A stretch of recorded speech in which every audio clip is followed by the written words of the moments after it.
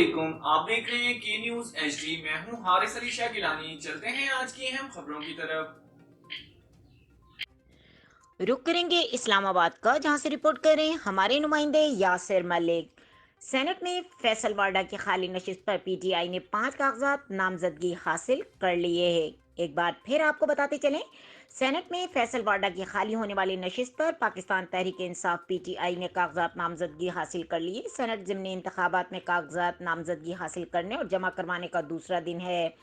تحریک انصاف پیپلز پارٹی ایم کیو ایم نے مجموعی طور پر 19 کاغذات نامزدگی لیے۔ کاغذات نامزدگی جمع کروانے کا آخری تاریخ 19 فروری ہے۔ فیصل وارڈا کی نااہلی کے فیصلے کے بعد سینٹ کی جنرل نشست خالی ہوئی تھی۔ ترجمان پی ٹی آئی کا کہنا ہے کہ تحریک انصاف نے 5 کاغذات نامزدگی لیے ہیں۔ حتمی امیدوار کا آج شام بورڈ فیصلہ کرے گا۔ کل کاغذات نامزدگی جمع کروائے جائیں گے۔